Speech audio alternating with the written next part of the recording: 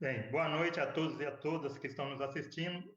Boa noite, meu muito obrigado, professora Bebel, deputada, né, nossa guerreira aí, presidenta da PUESP também, professor Bacarim, nosso querido professor, que esteve aí junto conosco em algumas discussões sobre o Fundeb em Ribeirão, que não foi há tanto tempo assim, mas devido ao Covid parece tão distante já.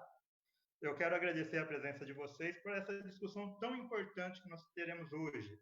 O Fundeb, que é parte fundamental para a educação municipal, para a educação estadual e para diminuir aí a desigualdade da educação no Brasil e nas regiões do nosso país. Então, deputado Bebel, professor Bacarim, gostaria que vocês pudessem começar falando um pouco sobre essa questão. Eu queria te cumprimentar, em primeiro lugar, agradecer ao Adriano por proporcionar esse bate-papo entre nós sobre um tema tão importante, né? Parabenizar sua luta na Assembleia Legislativa. Ontem nós tivemos uma conversa com o Alexandre Padilha e estava dizendo para ele que, nesse momento, o Legislativo está se valorizando perante a população, que é um esteio, né, das demandas sociais, das demandas populares. O Congresso Nacional está sendo visto com olhos melhores do que via, estava muito desgastado. Né? E, embora a Assembleia Legislativa tenha uma repercussão menor, a visibilidade da Assembleia Legislativa é menor do que a Câmara dos Deputados, né? E o Senado Federal, a gente tem acompanhado muito a luta de vocês aí, as batalhas em favor do funcionalismo público, em favor da coisa pública, em favor da educação. Então, eu queria começar te cumprimentando pela você pessoalmente, toda a bancada do Partido dos Trabalhadores, os valorosos deputados de esquerda que estão, de fato, honrando o nosso voto, a nossa opção por medidas transformadoras, medidas e garantidoras também. Nós estamos correndo o risco de perder direitos no país. Já perdemos muitos, corremos o risco de perder mais. E eu gostaria de começar comentando a saída de mais um ministro do governo federal. Não é? Mas o Abraham Weintraub agora deixa o cargo, nós temos o ministro da Saúde, o ministro de Ciência e Tecnologia, que nos diz muito respeito ao pessoal da universidade, também não diz o que veio, ameaças de corte de cotas, uma conquista. Não é? Isso já um dos últimos atos, olha só, é um absurdo. Além de tudo, esse pessoal é raivoso, age com fígado. Um dos últimos atos do ministro, que pediu boné hoje, foi eliminar as cotas na pós-graduação. Né? Uhum. E tem ameaça também de acontecer no ensino fundamental, nas universidades, melhor dizendo, né? Vindo da Fundação Palmares. Olha, absurdo. Nós estamos num retrocesso. É muito importante que a gente lute nesse momento pelas questões públicas, pelos direitos da população, que foram conquistas que, em algum momento, acho que nós erramos nisso, Pedro, queria saber a sua opinião, nós julgamos que fossem eternas, né? Saúde pública, educação pública, porque a gente acha que isso é o básico que o Estado pode dar para o cidadão, né? Mas estamos sob ameaça. Então, acho que nesse momento temos que conversar muito com a população, mostrar a importância da legislação, a importância da continuidade da política pública, as conquistas que ocorreram e estão sob risco desse ano de 2020, quando termina o Fundeb, né? Esse é o mais ameaçador. O Fundo de Financiamento da Educação no Brasil, né? O que vem no lugar, né? Professora Bebel, a senhora tem erguido aí uma bandeira, né, do Fundeb permanente, principalmente porque ele trouxe uma melhoria na qualidade da educação e na valorização também dos nossos professores. Começou com o Fundef, se eu não me engano, em 98. O Fundeb surge em 2007, finaliza, infelizmente, esse ano, né, em final de dezembro. E a senhora está aí com essa bandeira em defesa de um Fundeb permanente. E nós sabemos que aqui em Jaboticabal, pelos cálculos que foram feitos pela PUESP, se não existisse o Fundeb nesse ano, nós teríamos 8 milhões e 500 mil reais a menos na educação do nosso município. E isso traria prejuízos muito grandes para nós. Porque foi através desse fundo que nós tivemos uma melhora na qualidade da educação, que nós temos que buscar sempre melhorar, e uma valorização nos nossos profissionais, que merecem essa valorização. Nós sabemos o quanto é importante sermos valorizados como profissionais, seja da saúde, mas, nesse momento, o profissional da educação, né? Que sem educação o país não vai para frente. O que a senhora poderia nos falar um pouco sobre isso? Bom, primeiro eu quero agradecer a oportunidade de estar nesse encontro. Nem falo live, porque é um assunto tão sério, né?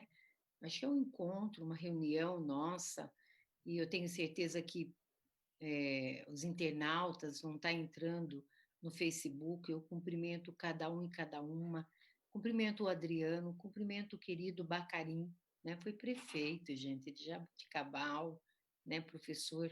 Você é professor universitário, né, Bacarim? 40 anos, Bebel. 40 anos, olha lá. Eu defendi vocês lá na CPI da universidade. Eu me sinto vitoriosa nesse papel. Até é bom fazer só um parênteses, porque eu não falei que virou em pizza para os caras não fazer virar de verdade, mas que virou pizza, virou. A gente conseguiu demonstrar que o que eles queriam fazer com a CPI era perseguir professores e acabar mesmo com a produção da ciência e tecnologia, que agora, com o coronavírus, está sendo requerido, né?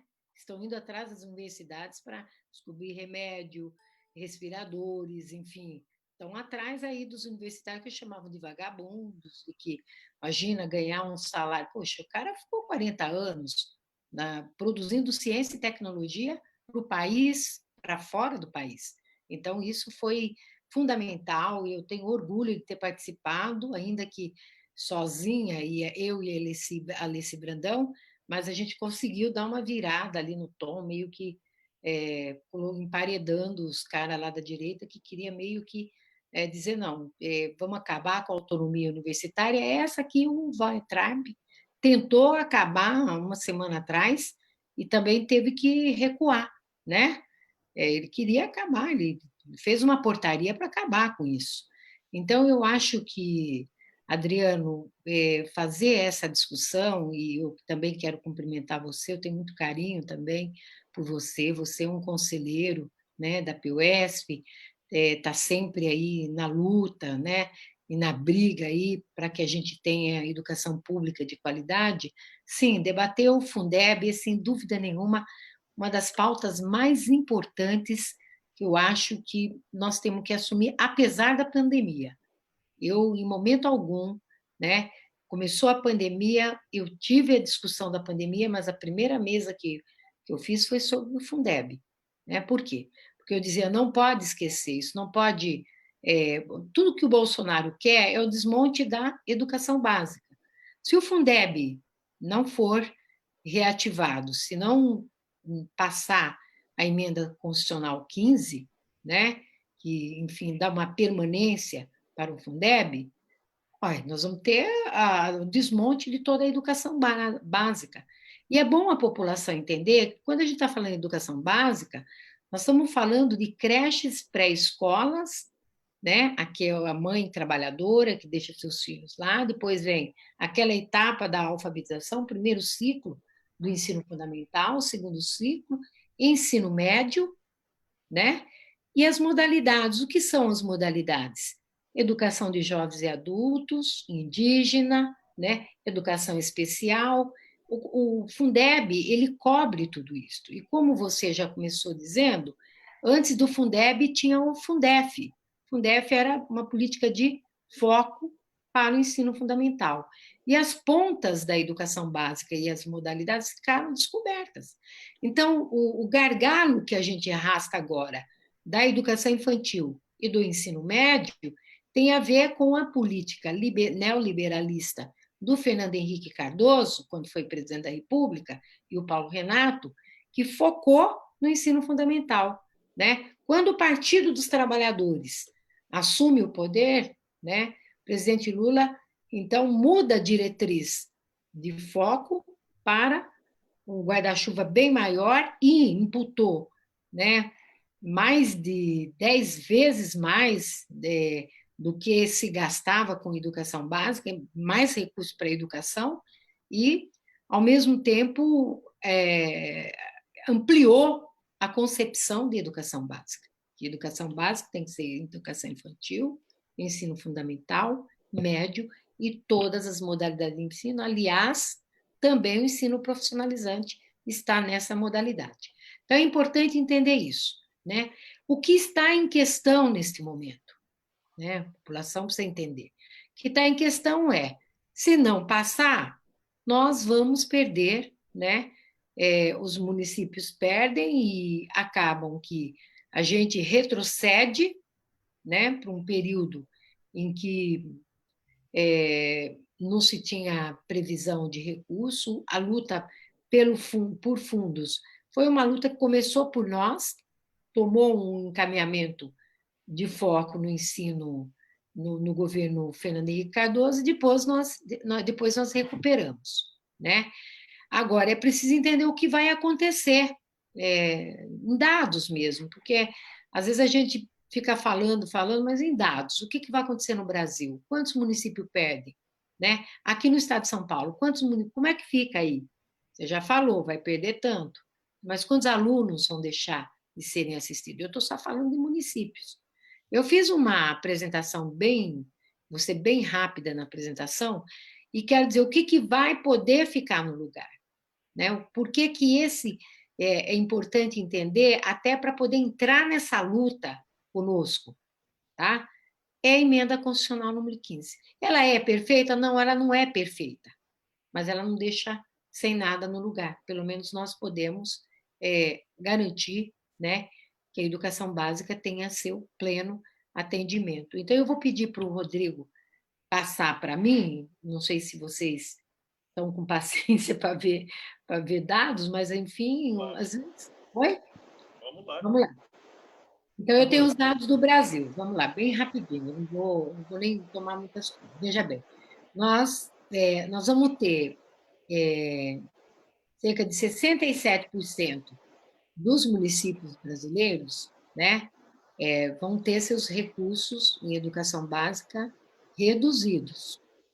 Ou seja, seriam cerca de 20 milhões e meio, né, prejudicados por receber menos de alunos, né, por receber menos. E aproximadamente 92%, aliás, 20,5 milhões em dinheiro, né, e 92% dos estudantes do país não teriam seriam atingidos. E aí nós estamos nos atendo aos municípios, nós não estamos falando dos estados, entendeu? Só municípios. O próximo, Rodrigo. Bom, aqui, ó, puxa a tela aqui, eu só vou olhar aqui aonde cada região vai perder mais. Só anda com a tela para a esquerda, porque tá fotinho minha aqui, ó. Se eu tirar, vou ocultar, pronto. Pode ver, no Nordeste, 98% dos seus municípios perderiam, onde mais precisa vão perder, ó. Perderiam, afetando cerca de 7,9 milhões de estudantes. No Norte, 93% dos municípios perderiam, né, e afeta 2,5 milhões de estudantes. Centro-Oeste, 56,9% por cento dos municípios seriam atingidos, prejudicando 1,2 milhões de seus estudantes. Sul, 49,8% dos municípios perderiam investimento e afetaria 2,5 milhões de estudantes. Sudeste, 41,4% 41% dos municípios perdendo investimento na educação, afetando 6,5 milhões de estudantes. Próximo. Quais seriam os 10 municípios mais prejudicados, né? Então, você vê aí, os 10 são esses que estão aí, e dentre os 10, a gente vai ter o menos prejudicado, que é Palmeirândia, no Maranhão, né? E o mais prejudicado é Maravilha, no Alagoas, né? Então, mas veja bem, perde quase 86%, menos prejudicado por isso, e o outro 96%. Quer dizer, é um desastre. No total, os 10 mais prejudicados perderia cerca de 250 milhões anuais em investimento na educação municipal e prejudicaria, né, aproximadamente 60 mil estudantes. Isso aqui eu estou falando de Brasil ainda, tá? Próximo. Eu acho que próximo, eu acho que eu posso pegar São Paulo. Agora o estado de São Paulo. Bom, diretamente prejudicado, número 403 municípios, ou 65,7%. 3.592, né, 1.202 alunos de matrículas, 92,8%. Quer dizer, cerca de 66% do município perderiam investimento na educação e afetam 93% dos estudantes da educação básica municipal, né? É importante também ver que serão 403 municípios que perderiam esses 7,5 milhões em investimento, prejudicando 3,6 milhões de estudantes. Próximo. Aqui, os 10 municípios que mais perderiam investimento na educação com o fim do FUDEB, né? Então, o primeiro é Pirapora do Bom Jesus, Francisco Morato, na Grande São Paulo, Taquacetuba, Itaquaquecetuba, também Grande São Paulo, depois vem Itapeva, Ferraz, Barrinha, aí pertinho. Hã? Vizinha Jabuticabal. Vizinha, Itanhaém, Manguaguá, São Vicente e São Roque. Esses seriam os 10 municípios que mais perderiam. Próximo. Agora Jabuticabal e região. Eu pedi para pôr a região, porque a gente olha Jabuticabal, né? Bom, em 2018, Jabuticabal investiu 57 milhões na educação básica, né? Sendo que 9,6 milhões eram oriundos do Fundeb. Se acabar, Jabuticabal perderá cerca de 17% de tudo que investe, né? E aí nós vamos ter problemas na manutenção das escolas. Esse desinvestimento prejudicará cerca de 6.500 alunos, né, do município. Na região, se a gente olhar, a gente tem Barrinha, Guariba, Sertãozinho, Pitangueiras, Taquaritinga, Guariba. Na Guariba 2 vezes, porque acho que foi 2 vezes. Pradópolis. Está 2 vezes. Né? Ele foi repetido, é o mesmo. Pradópolis, Monte Alto e Taquaral. Aí tem uma questão que Taquaral é o único vizinho, é o único município aí vizinho que não perde, mas é porque a rede é pequena, tem 292 matrículas. O que poderia acontecer? Com a perda dos recursos, caso acabe o Fundeb, né? Com a perda que tem, pode ter uma migração de matrículas. E aí Taquaral, né, pode ter perdas, né, no caso de financiamento. Então, se acaba, a tendência é essa. Aconteceu muito isso na municipalização da Rose Neubauer, né? Quando municipalizava e ia excluindo, alunos iam para outra rede, aí acabava, né, que aquela rede ficava com mais alunos, né? Então, o que vai acabar acontecendo é que Taquaral venha a ser um município, né, que venha receber aí, ter como é que eu falo? Matrículas de outros municípios mais próximos. Próximo. Bom, e aqui está a proposta de renovação do Fundeb, né? A autora é a deputada Raquel Muniz e a relatora é a deputada professora Dorinha. Quando vai votar? Dia 23 agora, tá? Na outra semana. Então, nesse cenário de pandemia, aí o que acabou acontecendo? O aporte do governo vai ser aumentado dos 10 atuais para 12,5, né, em 2021. Mas o teto fica mantido de 20% de complementação da União, né? Apesar de o prazo para chegar aos 20% ser estendido até 6 anos, né? Repasses vinculado ao valor aluno total, porque como não era 10%, né? Então, se vai 2,5% a mais, então o repasse vinculado vai ter que ser de acordo com os 12,5% repassados, né? Então, isso é também alguma coisa que se conseguiu negociar lá na comissão. Próximo. Repasses vinculados ao desempenho. Essa é o grande desgosto que ficou, né? Entre os 20% da União, parte do percentual, 2,5%,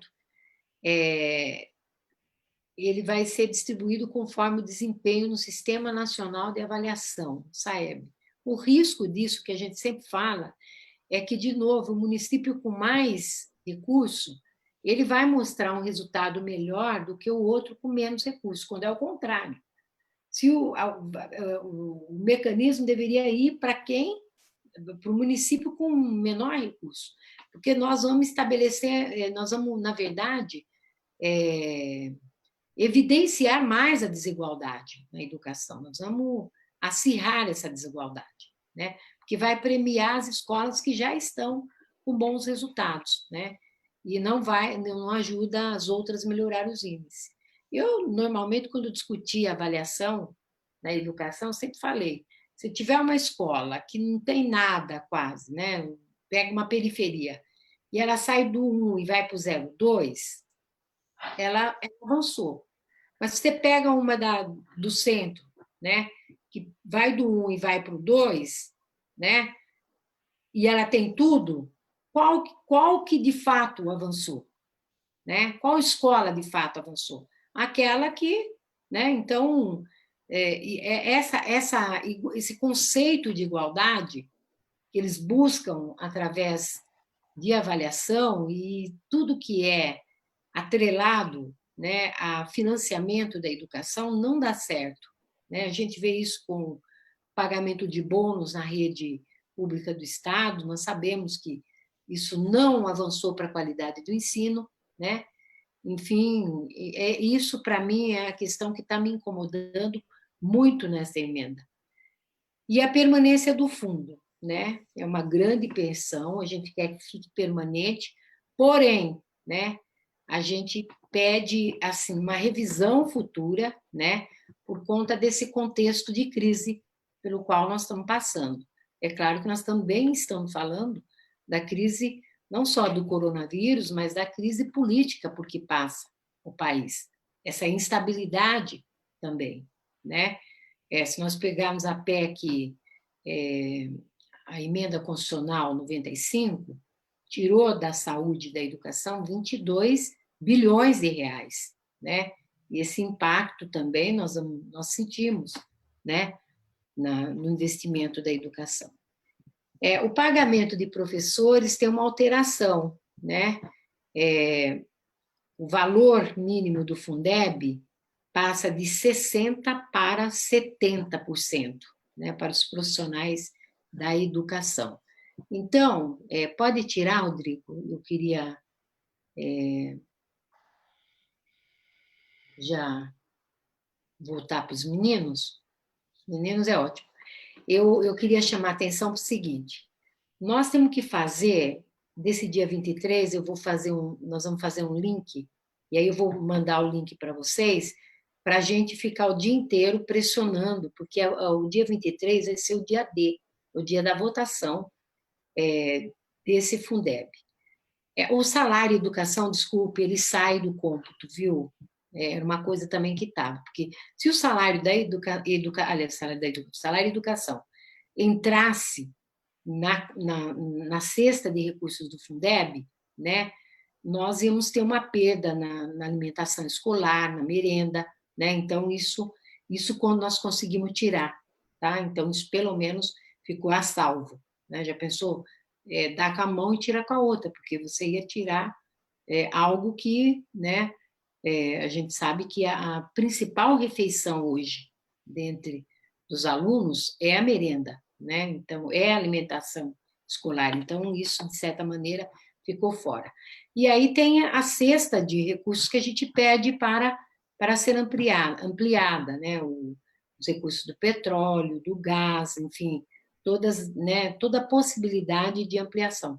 E eu quero dizer para vocês o seguinte, de coração, para mim, se passar o Fundeb, eu já me dou por vencida para não ter retrocesso na organização da educação básica. Falo isso de coração. De coração. Eu acho que esse governo ele está se danando, tá? Ele não está nem aí com a educação com o pobre, com os filhos, porque esses é que estão na escola pública básica. Eles não estão nem aí. Vamos torcer para que seja aprovado. Porque depois, eu sou daquelas que eu acho que a gente vira, e aí a gente tem um governo mais progressista, e aí a gente pode avançar, sabe? Eu acho que a gente, pelo menos o Fundeb, você tem que ter.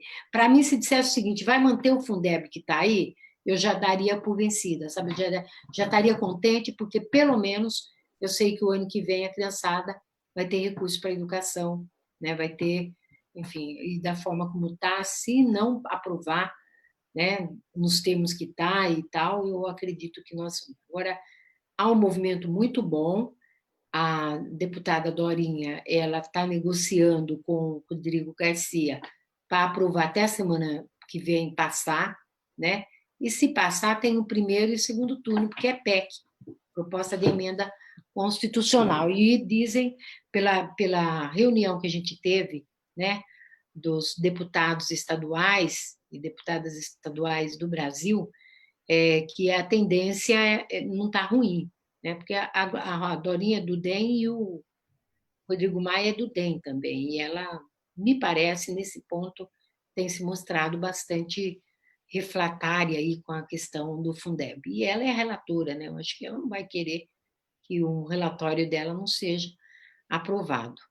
Bom, eu queria falar alguma coisa, o Bacarin começou falando da crise política, Bacarin, e eu quero dizer para você o seguinte, eu quero dizer que esse país, eu acho que nós nunca passamos por um momento tão difícil, nós já passamos, mas, assim, ter uma crise sanitária, tá? Com uma crise política, criada com conjuntura mudando, olha aqui, ó, ontem a conjuntura estava de um jeito, hoje já mudou tudo. Já prenderam o Queiroz, já, entendeu? Já caiu um ministro, já. Entende? Então, eu estava até falando, gente, nós não vamos acertar nunca nessa análise de conjuntura. Vamos fazer o seguinte: vamos pegar o que é foco, o foco nosso vamos lutar aí pelo Fundeb permanente, pelo menos ter um grupo focado nisso, e a conjuntura é o fora Bolsonaro, Mourão, e vamos ver como é que vai ficar essa coisa, porque não dá para nós acompanharmos mais, né? Esse genocida que chama-se Jair Bolsonaro, ele, na verdade, desculpa, eu vim para falar do Fundeb, mas eu não posso também não falar de um contexto que está tá atacando, né, todas as saídas nossas. Quer dizer, se o George Floyd lá nos Estados Unidos dizia eu não consigo respirar, nós aqui também não estamos conseguindo respirar, né? De todas as formas, politicamente, a democracia sendo atacada frontalmente, né? Então, isso aqui que nós estamos discutindo É uma questão também democrática, porque é garantir educação básica para os filhos e filhas da classe trabalhadora. E nós queremos que o Fundeb ele seja, ele na verdade, seja permanente, ou seja, o Fundeb, exatamente porque nós queremos redistribuição. Ele é o indutor, né, de igualdade social e educacional. É o Fundeb. É para onde vão os recursos do ICMS, do Fundo de Participação do Município, né, do IPVA, enfim, todos esses tributos que estão que se paga, que a gente ouve pagar, né? Quiser do carro, quer dizer, o ICMS, qualquer coisa que se compra no mercado, né? Isso se transforma na cesta de recursos do Fundeb e tem que voltar para os alunos, né? Da escola pública básica brasileira, né? Então, eu tenho muita preocupação com o contexto político, né? Eu não estou tranquila, Bacari, não estou tranquila. Eu acho que o governo pode não ter as forças armadas, mas é um governo que por dentro está se militarizando, né? Eu acho que dentro dos governos, acho que mais tem militares. Esse se cercou de militares. É possível que eu não sei quem vai no lugar do ministro da Educação, mas deve ser um militar, né? Ele está se cercando aí dos militares. Então, um pouco esse começo de conversa e chamar atenção para que as eleições municipais elas ocorram, né, num clima aí já né, de resolução dessa crise sanitária, né, que lamentavelmente choramos aí as mais de 46 mil vítimas, né, mortes, né, famílias que sofreram e sofrem com coronavírus. Também estamos na casa dos mais 900 mil, né, contaminados. Hã? Quase 1 milhão de pessoas. Quase 1 milhão de pessoas. Né? Quer dizer, ontem estava 900 e pouco, quer dizer, cada dia, e todo mundo fechando o olho e flexibilizando e abrindo o comércio. Né? Eu quero perguntar que lógica é essa? Também não dá para falar em isolamento social se você não der condições para a pessoa ficar em casa. Então, é isso. Né? Eu acho que me coloco aí para discussão. Bel, esses temas, eu acho que a gente precisa sempre discutir. Porque, às vezes, se confunde política com uma obra, com um ato isolado. Política é muito mais do que isso. Política, nós temos estruturas que são contínuas, precisam, lógico que precisa reformular, às vezes, mas não tem que ter vida de Estado, não é? Não, um governo não pode chegar e destruir as coisas. Então, nós construímos aí ao longo da muita luta social, do pessoal da saúde, da assistência social, dos professores, conseguimos coisas importantes. E talvez o espírito de maior participação tenha sido transmitido na educação, tá? Participação e direitos iguais. E o espírito do Fundeb é justamente isso. Você dotar os alunos das mesmas condições financeiras, tentar fazer isso. Você transferir recursos em favor dos municípios com maior deficiência. Os alunos precisam ter o mesmo tratamento. O ensino público tem para todo mundo. Né? Então, a gente sempre tem que reforçar. Às vezes a gente fica pensando, né? Ainda mais que a conjuntura está tão complicada, tanto problema ruim aparecendo, né? Tirando o caso de polícia, a gente tende a desviar o assunto, desviar de coisas importantes. Então, quando você nos lembra que no dia 23, terça-feira, né? Terça-feira. Dia 23, vai estar, há uma possibilidade do Fundeb permanente, a emenda constitucional número 15, ser votada, né? A primeira votação, e nos lembra da nossa necessidade de estarmos mobilizados, isso tem que calar fundo em todos nós. milita na educação, mas quem também tem filhos na escola, né, que precisam de uma escola de qualidade, uma escola que consiga segurar e atender todos os jovens, todas as crianças, todas as pessoas em ensino infantil. Então, esse é o momento de a gente mobilizar, né? Da gente pensar o que nós vamos fazer, como é que nós vamos pressionar. Você está dizendo que vai nos passar um link para pressionar. Então, Adriano, vamos pegar aqui em Jaboticabal, conversar com os professores, conversar com pais, mães e alunos, com os alunos, com os jovens do ensino médio, né?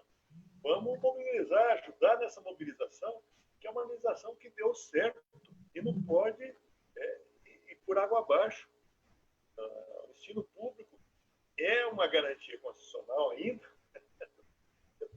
mas precisa ter instrumentos corretos. E o Fundeb é um instrumento correto. Então, as pessoas que frequentam escolas, que vão lá buscar as crianças, então, agora não, né? Está tudo parado, né? É um momento muito duro. Mas pensem nisso. Vamos nos mobilizar para defender um direito importantíssimo para todos os brasileiros e todas as brasileiras. Nós avançamos muito na lei, melhoramos as condições. Está deficiente? Muito deficiente. Mas nós não podemos abrir mão, né, e nos deixar perturbar por uma conjuntura tão desfavorável.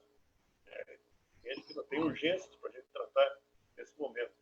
Mas essa legislação do fundo não pode sofrer uma ameaça de não existir mais no ano que vem, 2021. E aí Deus nos acuda. Então, eu vou sugerir para o Adriano, especialmente, não é? Que agora está afastado da direção da POS, né, da legislação eleitoral, mas que a gente vamos tentar mobilizar os nossos municípios, os municípios em torno, né? Temos os dados, temos esclarecimentos sobre isso. Vamos fazer a nossa parte. Vamos fazer a nossa parte e brigar, né? Pressionar democraticamente, brigar no bom sentido, pressionar democraticamente para que o Fundeb permanente seja aprovado. Pelo menos não ter uma vitória nesse país, né? Estamos perdendo tanto, a nossa imagem está indo lá por água abaixo. Temos tanta coisa boa que se foi construindo na democracia, o SUS, o Fundeb, o CAD único, Bolsa Família. Temos tanto conquista de amparo à população, especialmente a mais pobre. Vamos lutar para que isso continue. Não vamos deixar o governante de plantão pisar em cima disso, não, né? Temos que manter o Fundeb. Vamos nos mobilizar, Adriano. O senhor tem razão, professor. A gente tem que criar uma mobilização para o dia 23, podermos estar todos colaborando com a nossa deputada Bebel aí, né, e participando para fazer pressão para que o governo aprove, né, a emenda e nós tenhamos a permanência do Fundeb. Para vocês terem uma base, o professor vai lembrar, alguns anos atrás, no governo anterior municipal, eu estive enquanto APOESP, Bebel, na Câmara Municipal, para uma discussão sobre educação. E nessa discussão, o secretário de Educação, naquele momento, o professor César Esper, me falou: Adriano, nós usamos 100% do Fundeb aqui em Jaboticabal para pagamento dos nossos professores. E eu fiquei com aquilo, né, pensando muito nisso, porque o professor, ele merece ter uma vida digna, ele merece ser reconhecido profissionalmente. E o Fundef e o Fundeb vieram para isso, né? Agora, a senhora imagina, eu peguei, deputada, professor Bacarim, estou com os dados que a POESP fez de cada município aqui em minhas mãos, né? E coloca que o recurso aqui em Jaboticabal seria de um pouco mais de 32 milhões do Fundeb. Se nós perdermos o Fundeb, esses recursos vai ter uma perda de praticamente 8 milhões e meio. Isso vai afetar automaticamente o pagamento dos professores, o pagamento dos nossos funcionários na linha de educação. E essa é uma das poucas problemáticas, porque o Fundeb está ligado à arrecadação de recursos. Jaboticabal está perdendo recursos, o Brasil está perdendo recursos, infelizmente, com que está acontecendo, né? Com toda essa política ou despolítica financeira que está acontecendo. E o professor, o senhor aqui, também como eu aqui de Jaboticabal, eu gostaria que o senhor colocasse um pouco sobre a situação para nós, o seu olhar sobre isso. E, lógico, depois a deputada também, a professora Bebel, comentaria. Eu só queria, você passou para mim hoje à tarde, agradeço a colinha da POSP, obrigado pela pessoa da POSP que nos municia tanto, né? Então, Jaboticabal arrecadaria com o Fundeb 32 milhões, cai para 23 milhões, é uma perda de quase 9 milhões, 30%. Isso vai fazer muita falta para o município de Jaboticabal. Então, é importante que a gente discuta isso, e não é só um partido ou outro, né? É o interesse do município, o interesse dos pais, das mães, dos professores, dos servidores, do legislativo local, do executivo local. É importante que a gente discuta isso. E a gente avance em propostas na área de ensino e enfrente as dificuldades. Uma das dificuldades que nós estamos percebendo agora, primeiro, os alunos sem aula. Eu estou dando aula por distância agora na universidade. Mas não é a mesma coisa, é terrível. Os alunos estão participando, né? Mas estou me esforçando para... Mas é uma coisa que você fica falando com uma tela de computador. Tem a pessoa do outro lado, né? 70 alunos que eu tenho. Então, e isso está trazendo... Eu tenho uma filha com 2 crianças em idade de ensino fundamental. 10 anos, outro de 7 anos e 8 anos. Bom, o que está observando? Está trazendo também uma sobrecarga para as famílias. Porque acaba a mãe, o pai, quando tem tempo, às vezes não tem tempo, e tendo que cuidar da criança quando consegue plantar um alternativo e ver se a criança está falando. E a criança vai se distrair.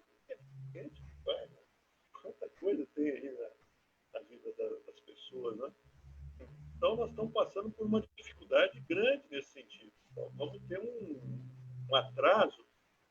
Infelizmente, não dá para evitar, eu acho, né? Porque olha que pandemia, que alcance teve essa doença, né, na humanidade. E temos que depois tentar recuperar, né? E estamos enfrentando também a questão da alimentação escolar, né?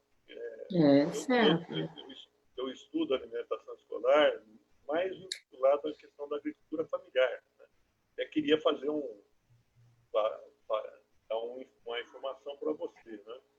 Aquela legislação dos 30% da agricultura familiar, uma boa parte dos municípios paulistas atendeu. Agora, a Secretaria Estadual da Educação é zero. A Secretaria Estadual da Educação não compra nada de agricultor familiar. Não estou falando de um ano ou outro, são todos os anos. Então, não há, despreza a agricultura familiar em São Paulo, não existe, eles acham que não existe, só existe grande agricultor e canavieiro em São Paulo, existe agricultura familiar, né? E tem uma legislação que diz que para a alimentação escolar, 30% tem que vir de agricultores familiares. A Secretaria de Estado da Educação simplesmente descumpre a legislação. A Prefeitura de São Paulo também, né? Não tem um cumprimento bom dessa legislação. E as crianças agora estão sem alimentação escolar, que houve também aí uma conquista. Eu queria lembrar do papel do pessoal da nutrição, tá? De transformar um lanchinho numa alimentação escolar. Nós incorporamos isso isso é uma conquista brasileira. E a gente não dá conta disso, sabe? A gente, não, isso não é assim, isso não tem importância. Tem muita importância. Então, quanto a gente vai construindo nesse país tem que ser ressaltado, porque essa construção é democrática, é de mobilização. Quanta gente lutou, quanta gente se esforçou, quanta gente mobilizou deixou a sua vida pessoal para isso, aí na estrutura institucional brasileira.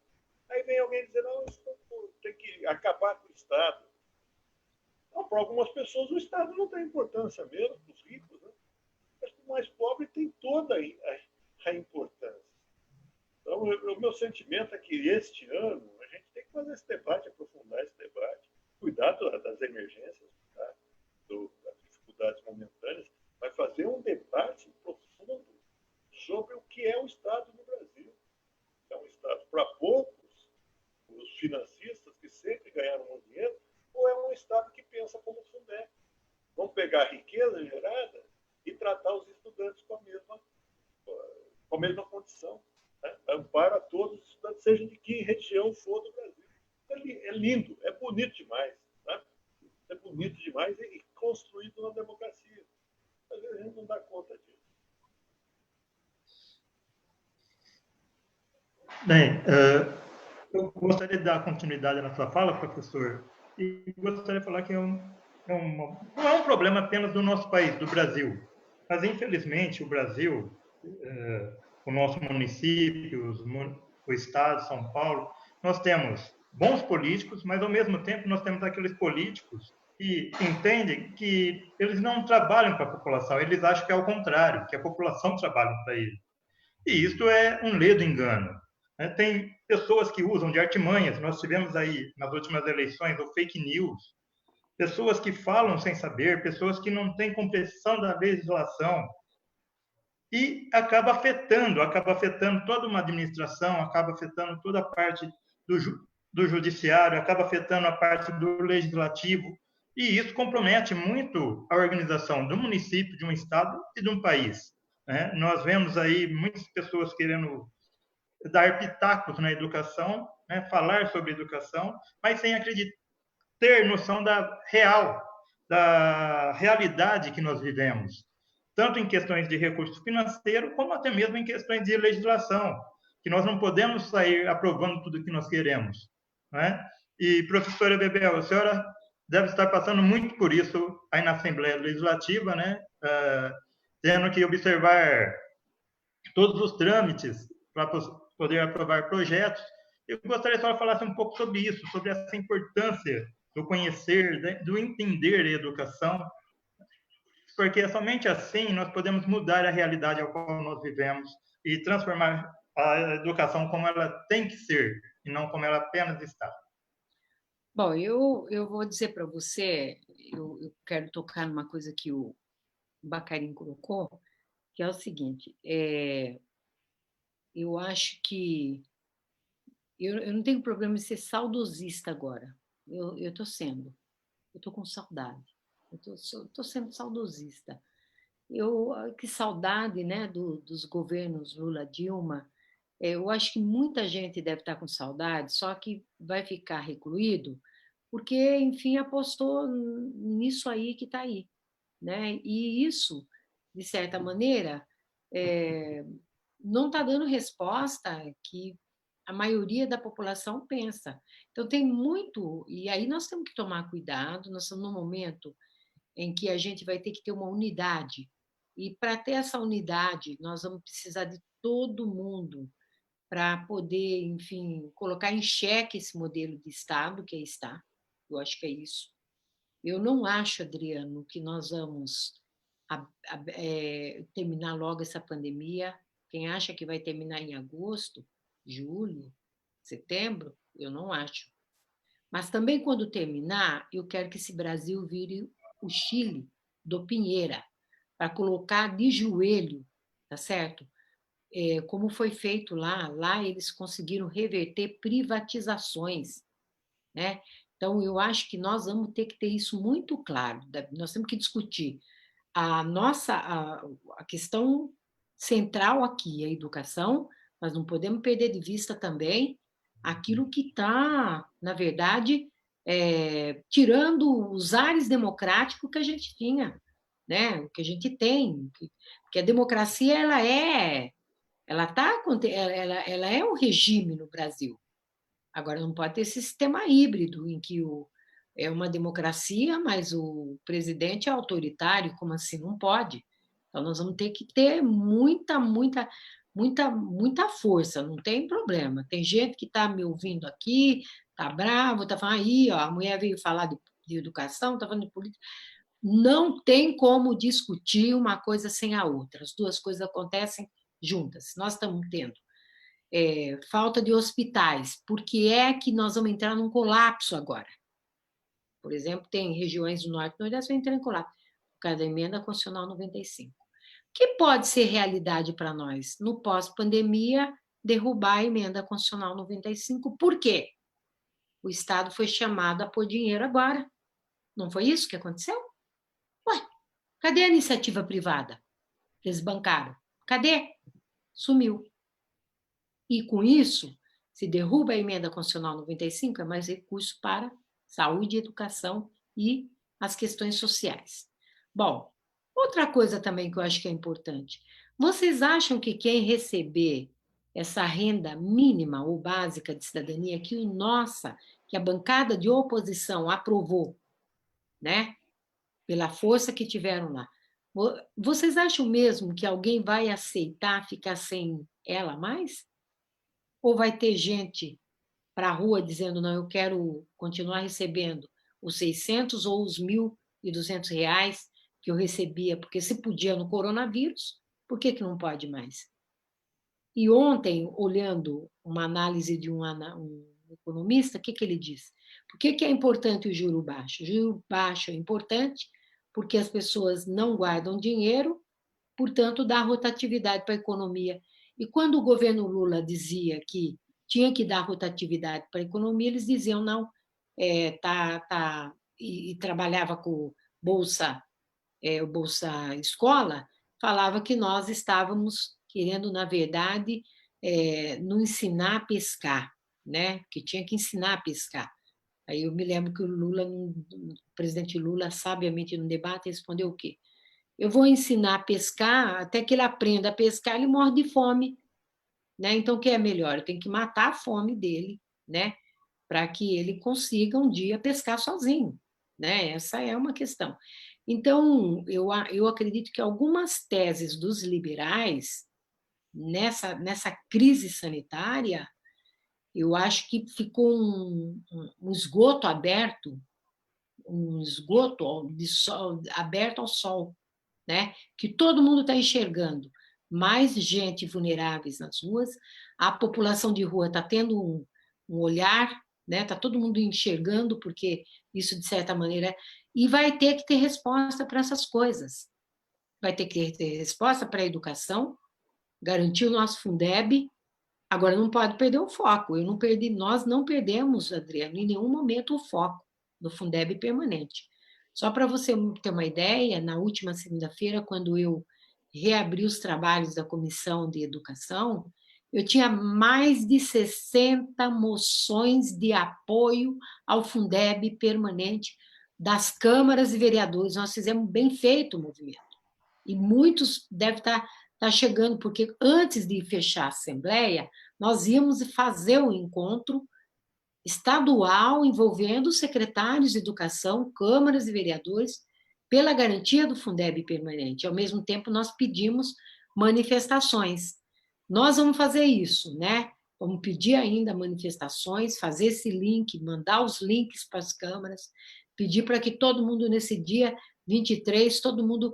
É o dia do vota já, né? Vota ao Fundeb imediatamente, já. Então, eu acho que isso, para nós, é uma oportunidade fundamental. Aproveitar até esse resquício aí, essa sujeira do presidente, que está difícil dele escapar de explicar as coisas, mas, enfim, ele tem explicação até, como diz minha irmã, você é capaz de explicar coisa até que Deus não acredita. Não é possível, né? Mas, em todo caso, eu acredito que nós estamos também no momento de também sair. Se nós sairmos com essa vitória, meu amiguinho, sabe, nós ganhamos o ano, eu acho. Nós ganhamos o ano, né? Nós vamos ter que fazer luta, pode ter certeza que a PUESP, né? E eu tenho muita vontade de... Eu não vou para a rua... quero tocar no assunto que o Bacarin falou. Por exemplo, a questão, eu não gosto nem de falar de educação à distância, viu, Bacari, porque eu tenho um problema, que é o seguinte, para mim, educação não dá para ser à distância.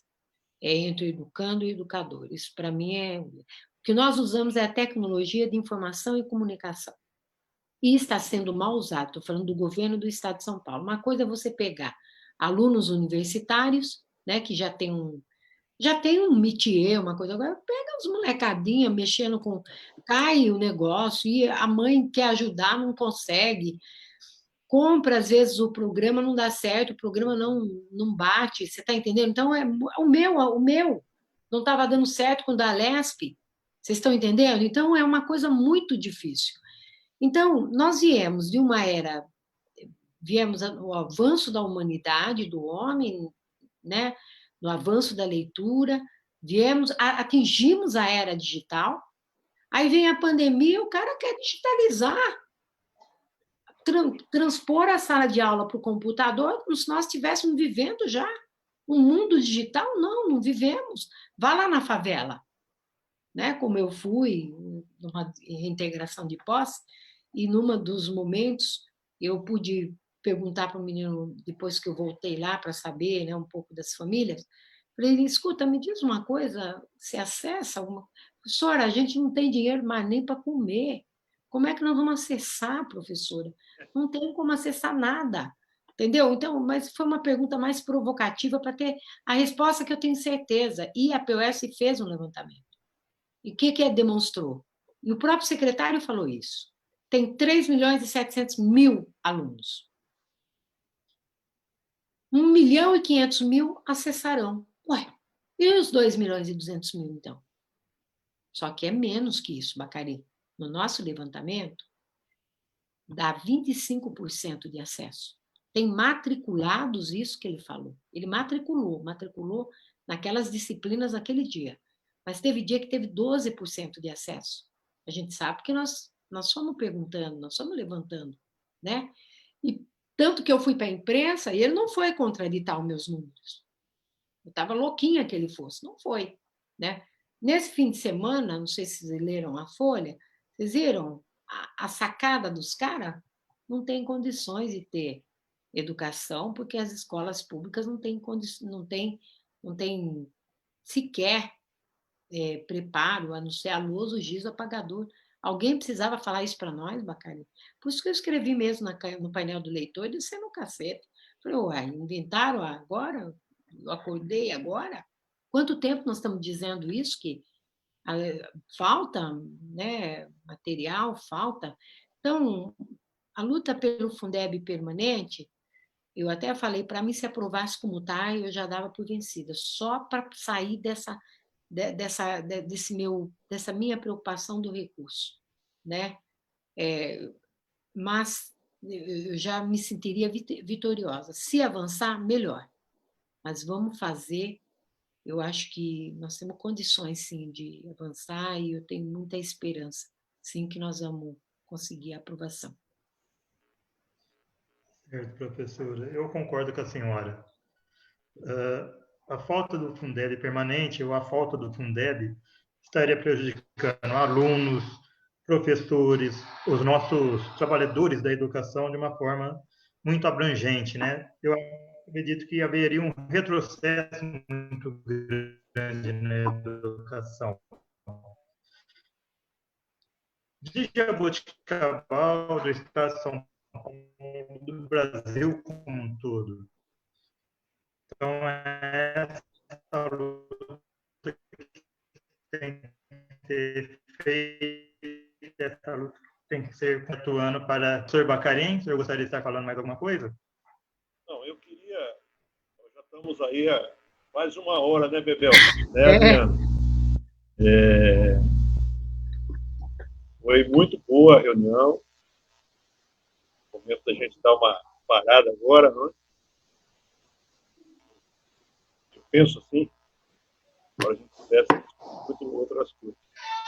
Mas ainda somos muito novos, né? Vamos ter mais tempo. Mas eu queria parabenizar o Adriano, que teve essa iniciativa, hoje diretor de escola, uma escola de bairro com muitos problemas sociais, iniciativa de fazer essa discussão tão importante para a vida nacional. Sempre aprendo nessas discussões, mais que a gente procure se informar, sempre há informações novas. Essa questão que a deputada Bel se colocou, quantos alunos conseguem acessar, na realidade,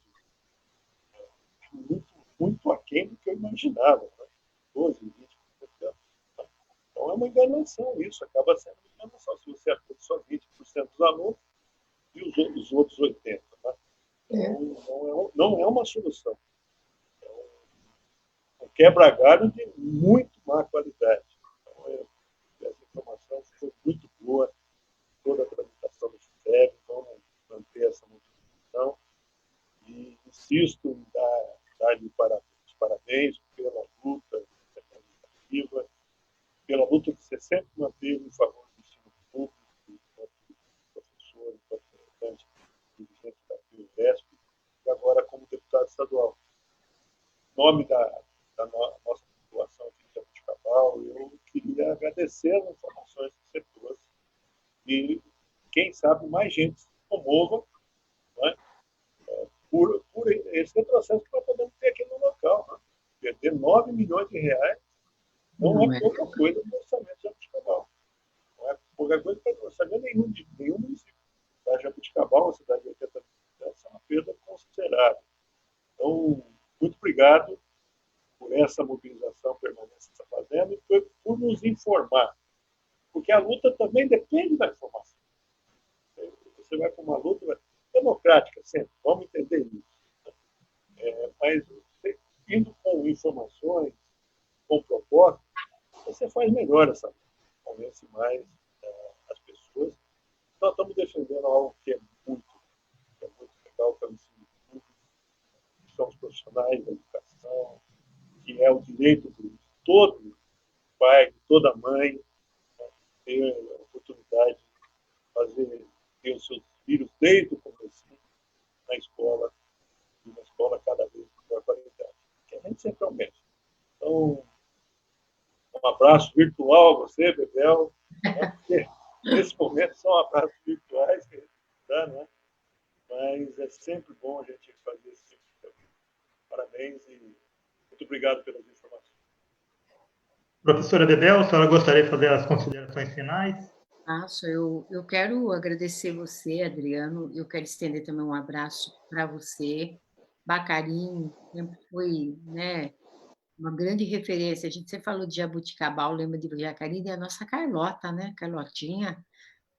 Também quero deixar um abração para ela e todo o conselho de representantes da PUESP de Jabuticabal. Para mim é sempre muito bom ter os ares interioranos, eu me sinto em casa, né? E agradeço, viu, Adriano, a promoção desse bate-papo nosso, né? E vamos lá, vamos na luta pelo Fundeb permanente, e atende desde da criancinha lá, a mulher trabalhadora, até o menino que vai precisar aí, né, de ir para a universidade. Então, um forte abraço e muito obrigada para todos e todas. E o abraço virtual, porque não tem outro jeito, né? Eu estou sentindo falta, às vezes eu esqueço e vou pegar na mão, aí eu me lembro. Faz parte, professora. Olha, quem agradece sou eu, a participação da senhora. Eu sei que a agenda da senhora, enquanto presidenta da PUESP e enquanto deputada estadual, é bem ampla, né? O professor Bacarim também aí, com toda a sua agenda, suas aulas, teve a disponibilidade de estar aqui conosco hoje. E eu quero agradecer a todos que estão nos assistindo e lembrar, eu quero só colocar que é um pensamento meu, eu sempre carreguei com isso, se nós queremos a transformação, se nós queremos a mudança, a diminuição da pobreza, da desigualdade, um dos grandes métodos é a educação de qualidade. Então, lutar pelo Fundeb é lutar pela melhoria do país, pela diminuição da desigualdade, pela diminuição da pobreza em nosso país. Eu muito obrigado a você, professora Bebel, professor Bacarim, muito obrigado. E até a próxima, professora. Até a próxima. Um beijão para vocês. Tchau, tchau. Um beijo para a senhora também.